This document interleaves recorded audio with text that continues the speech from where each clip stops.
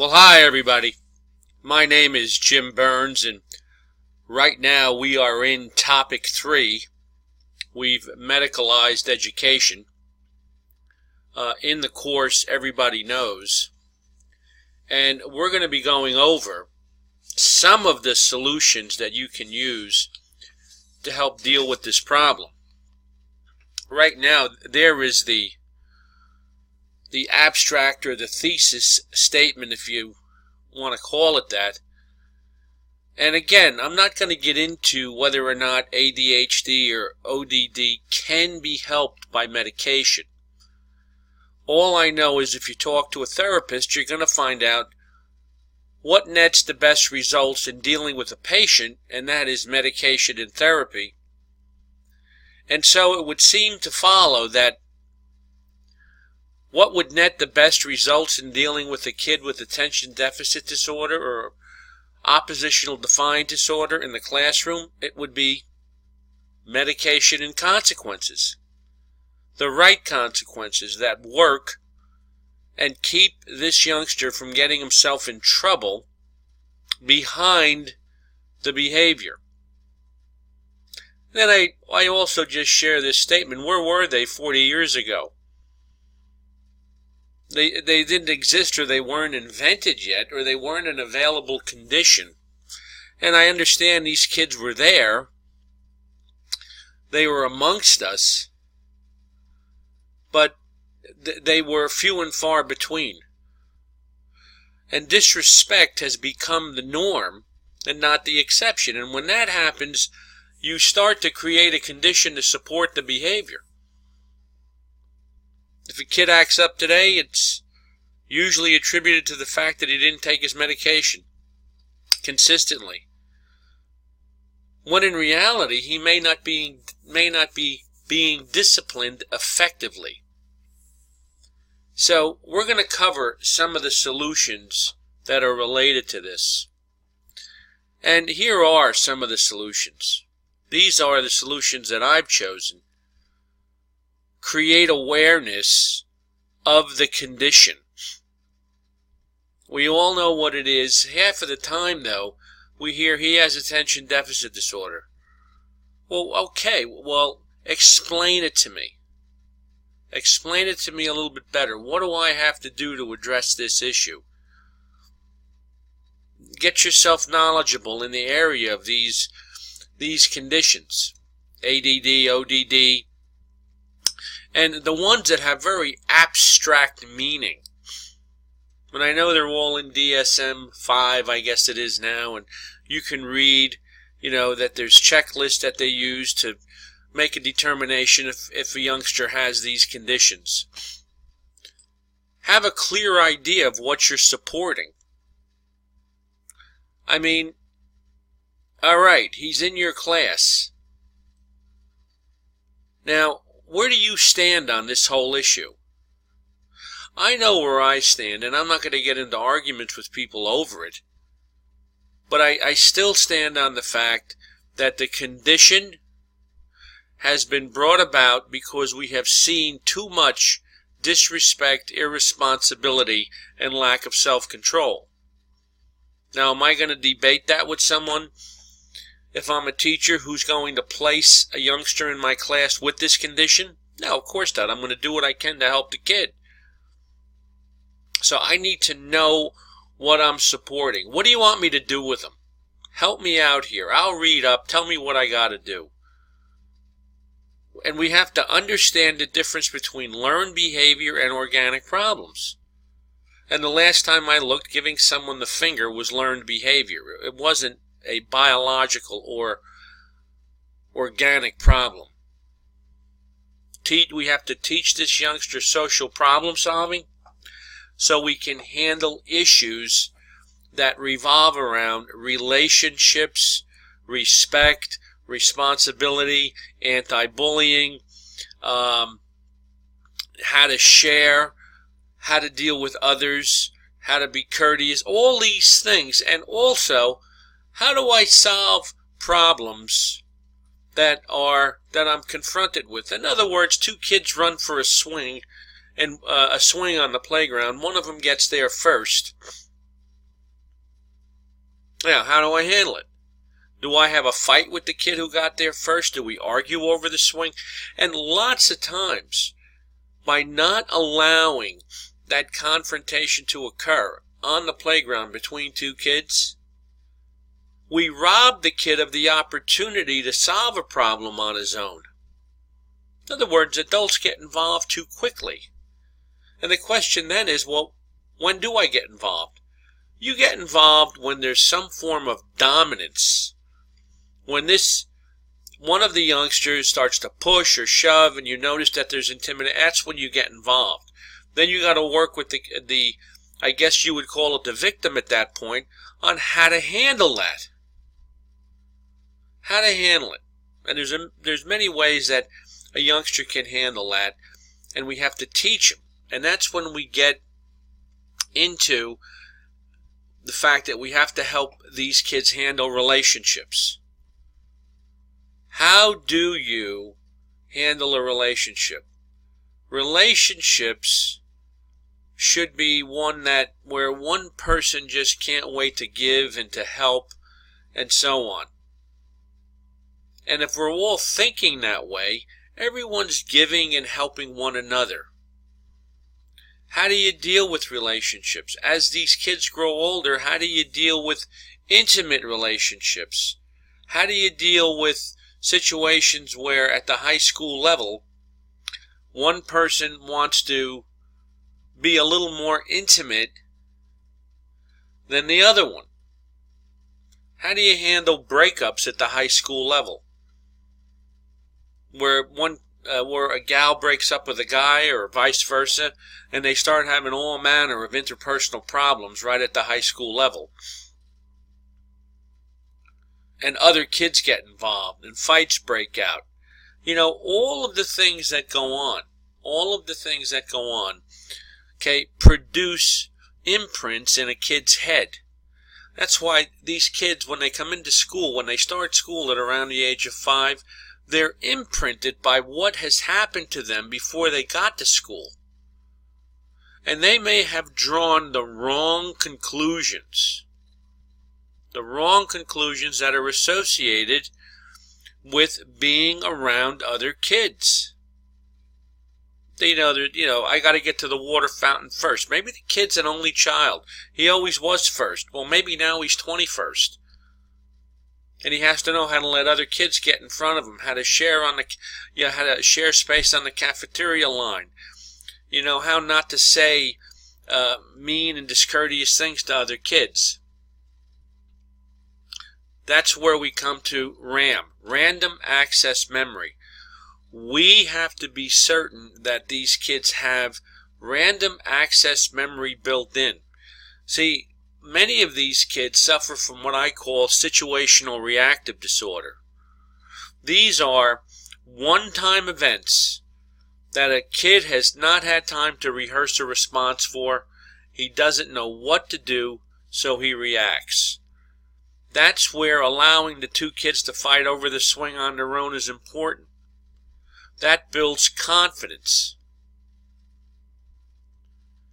And then we have to understand some of the symptoms, the root causes, and the root problems. These are critical. And I'm going to share that with you as we move forward. First of all, we have to create the awareness of where we are, what we're doing, how we're handling this condition, and so on. I've shared that. Know what you're supporting. And we have to gather knowledge in order to be able to do this. We have to understand who's in front of us. We have to gain experience by working with them. We have to have some solutions when we're dealing with this youngster and he starts to act up. We have to teach those social problem-solving skills. We have to make sure that they can handle issues on their own. Have to help them manage relationships, as I shared. We have to know their RAM. In other words, what are they imprinted with? What are they using as a reference point when they deal with a situation that they're confused about? And then here we are, and this is where I'd like to spend my time right now. We have to know the symptoms. Symptoms are the things that you see. You go to a doctor and you tell him the symptoms, he'll be able to figure out what you have by looking into his past experiences, realizing what the condition is from his medical training. He may look it up in a medical book, but if he hears the symptoms, he'll be able to tell you where your problem lies and what we have to treat. So the symptoms are very basic. They're right in front of you. Some people, even when they look at these symptoms, they say, well, wait a minute, perfectionism, extravagance, self-criticism, over-attention on clothes. Take a look at attempts to hide unchangeable features. Some kids don't like it if they're too tall, if they're too short. Some kids have difficulty with the size of their ears, their head. They don't like their smile. And I must say, girls have more of a problem with this as they grow older. They don't like their hair. They may have big feet. They may not be able to afford clothes. But the unchangeable features are things like you have a mother and a father. Boom. Where you have parents. Let's put it that way. Then you have brothers and sisters. Whether they're biological or adopted, it doesn't matter. You have brothers and sisters. Then, you have your mental ability, your IQ. That's unchangeable. You have time in history. In other words, I hear kids all the time say, boy, I wish I was older. But when you get as old as me, you wish you were younger. And we're put, I believe, on this planet with the features that we have and the time in history, because that was the perfect time for us. And those features are the perfect features for us. So we have to be aware of those things. Maybe, I can remember the story of a gal who was crazy about a guy. Absolutely crazy about a guy. And she experienced what I call unreturned affection. And her dad asked me to talk to her. And I said to her, if you could change one thing about yourself, what would you do? And she said, I'd change my height. And that's when I discovered that the guy that she was crazy about was only like 5'6", and she was like 6'3". And she was very interested in him, but he didn't want to date someone that tall. And she became very muddled in her thinking. And you would have thought that she had attention deficit disorder. Couldn't focus, mind was all over the place. The relationship meant that much to her. Finally, I said to her, look, you were born with the height, with the design to have the height that you have. And there are plenty of things that you will be able to do with your height. And she was a lovely gal. But knowing that the way she was put together was the way she was put together and she couldn't change it, made her relax about it and stop focusing on the fact that she was too tall. In other words, this is what you got. Now again, that's a genetic influence. She's influenced by her genetics, by the fact that she was born with being very, not born being very tall, but she was very tall. So what do you do with that? You change your response to that influence. You use that height to your advantage. She went to college. She ended up getting looked at. She ended up playing on the basketball team in college. And ultimately met a lovely guy whom she married. who was about the same height, and they have a wonderful marriage. This is going back years ago, when she stopped trying to hide those unchangeable features, and when she took pride in how she was put together. That's when things started going pretty well for her. Attitudes of superiority. And we have kids like this in our classrooms, where they either think they know everything or they're trying to hide what they don't know. So you can look at those. Those are a few things that you need to begin to focus on, because these are some of the things you're going to see in your classroom. I just want to say one thing about excessive shyness. There's nothing wrong with being introverted. You don't have to march every kid down to the office who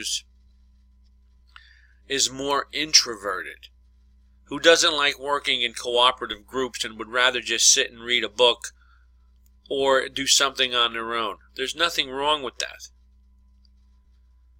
But because of our culture and events in this world, where every time you hear of a horrific event like a school shooting, when they interview people, they'll always say, gee, he was such a quiet guy. You know, all of a sudden we think every quiet person is going to be someone who's going to be involved as a school shooter or be involved with doing horrible things. The bottom line is, every kid who likes being alone, there's nothing wrong with that. Now, let's take a look at the root causes. Inferiority, anger. These kids sometimes worry and obsess. They're bored. Some kids who are very bright may be bored in the class. They may have guilt from behavior that was left uncorrected. If you don't correct certain behaviors in a kid and he gets away with it, he starts to feel guilty about what he did. But if he's corrected, it clears his brain from the guilt. Insecurity. Insecurity builds up in a classroom when you have too many kids who are involved in engaging the teacher in power struggles. The rest of the class doesn't want that kid to win the power struggle. They're all worried about it. Kids have to feel emotionally secure in your class. Anger. Anger is fleeting. A kid will get angry, okay, and then he'll get over it. It's only when the anger becomes something that could last for years or maybe for a lifetime that it becomes a problem. And that's when we move to this. The root problem is bitterness. They have not overcome the anger.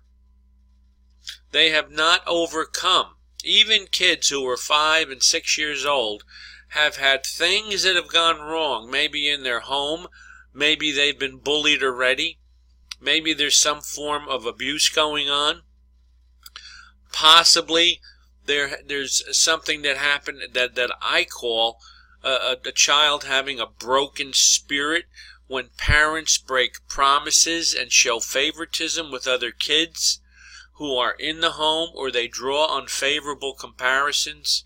Okay, that's when the bitterness becomes rooted within the kid. And then he starts to look for reasons to be angry, and he starts to look for reasons to support his belief about the people that he's angry at. He's angry at a lot of people, but in him, he always looks angry. Like these little angry boys that, you say something to them in the classroom and they throw the paper, they dump over the desk. You don't even know what you did to make them feel that way. Well, you didn't do anything. What you just merely asked them and asked them to respond to a situation or made a demand on them. So we have to help kids overcome that bitterness. We have to give them hope. So let's back up on this a bit. First of all, we looked at the root problem. Let's go back to the root causes. Take a good look at those. These are yours. Know your symptoms. Know what the symptoms are, okay, and what you're gonna do with them, because the symptoms lead to some of the root causes. These are the root causes of those symptoms. And then the root problem, the big granddaddy of them all problem, is just people are bitter, and even little kids can be bitter. Okay? We have that. Know how much information your kids have and know what you have to teach them. Help them manage relationships. Teach social problem solving. Know what you're supporting. Do you understand the condition that this kid has? Are you informed? Are you learning about it? Gather more knowledge about what you're supporting.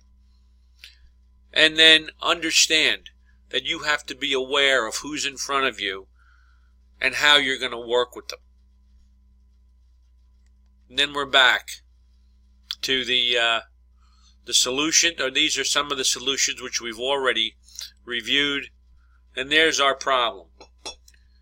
We've medicalized education because of the issues that I just spoke about. And those issues that I spoke about, with the right teacher in the right situation, we can, and if we are aware of what's eating away at the kid that's causing these symptoms of attention deficit disorder that we see in DSM-4, and they're all over the place, and everyone's got to fill out a checklist and so on.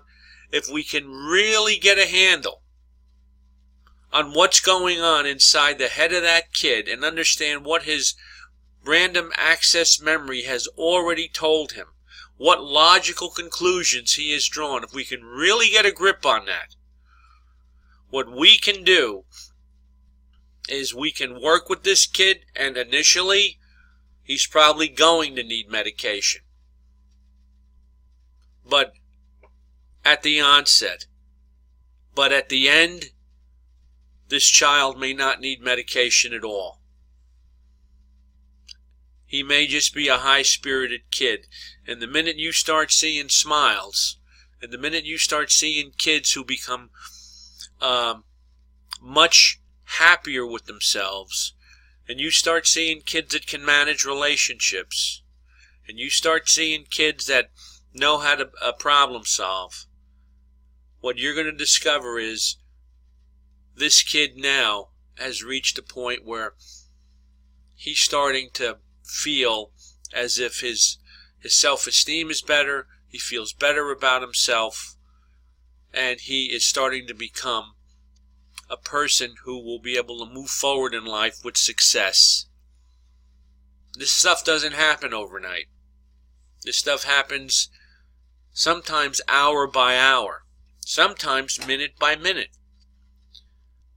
And as we go through it minute by minute, day by day, realize that everything that we say and we do and how we respond to this youngster will have an impact on how much he trusts us and believes that we are in his corner and ready to help him. And as we do this, folks, okay, I want us to really take the time to evaluate all the kids in your class, not just the ones that are diagnosed with ADHD or ODD or another condition, and begin to use some of the techniques that I shared here with them as well.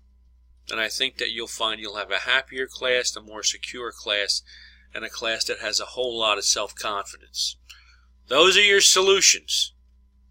Now, the next topic that we're going to cover, which will be coming up, and you'll see it in the next hour, that'll be hour 4, is the statement, I like you but don't like your behavior. That's a lie. And we've got to get beyond that. So we've concluded this. Get ready for the next topic. Hope you enjoyed the presentation.